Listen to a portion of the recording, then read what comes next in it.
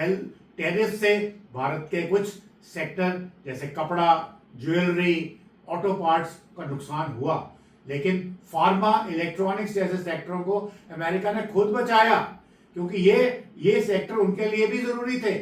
इससे लगता है कि ट्रंप की जो नीति है इसका दोगलापन है, कि जो चीजें उनको चाहिए उस पर उन्होंने भारत के एक्सपोर्ट्स पर टैक्स नहीं लगाया, और जहां पे उन्होंने अपनी चीजों को भारत में छोड़ना था, जिससे भारत के पशुपालकों का, भारत के किसानों का, भारत के लघु उद्योगों का नुकसान होता था, उसके ऊपर उन्होंने टैरिफ लगाया। परंतु भारत ने भी बता दिया कि देखिए, हम इनके जो इंटरेस्ट है उनके साथ हम बिल्कुल कॉम्प्रोमाइज नहीं करेंगे। और इसके लिए भारत ने घरेलू खपत को बढ़ाने के लिए, यानी डोमेस्टिक कंजम्पशन को ज्यादा मजबूती देने के लिए, उन्होंने अपना जीएसटी का जो टैक्स था वो कम कर दिया। इससे जो भारत की जो अर्थव्यवस्था है उस पे कम से कम 2 या 3% का इंक्रीज होएगा। और साथ में जो अमेरिका ने हमारे ऊपर टैक्स लगाए हैं उसका असर केवल 0.5% जीडीपी तक ही रहेगा। वैसे एक नई विदेश नीति की ओर भारत को झुकने पे अमेरिका ने मजबूर किया, यानी कि अपनी विदेश नीति को डाइवर्सिफाई करने पे मजबूर किया। इन घटनाओं ने भारत को और ज्यादा आत्मनिर्भर और बहुपक्षीय, मतलब एक मल्टीपोलर वर्ल्ड की ओर बढ़ने के लिए प्रेरित किया।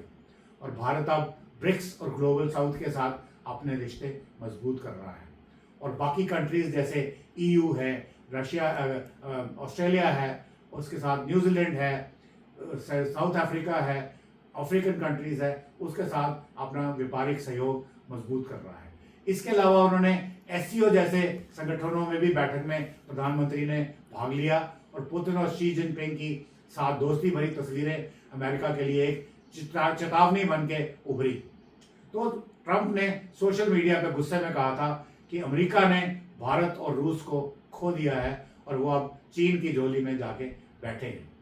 परंतु इतना करने के बाद शायद अमेरिका के जो सलाहकार थे, जो उनके बुद्धिजीवी थे, जो उनके इकोनॉमिस्ट थे, उन्होंने सोचा कि शायद देखिए, अगर हम और आगे ज्यादा करेंगे, भारत को और पुश करेंगे, तो भारत, रशिया और चाइना की जो गठबंधन है वो मजबूत होता जाएगा, और वो किसी भी तरीके से अमेरिका के हित में बिल्कुल नहीं है।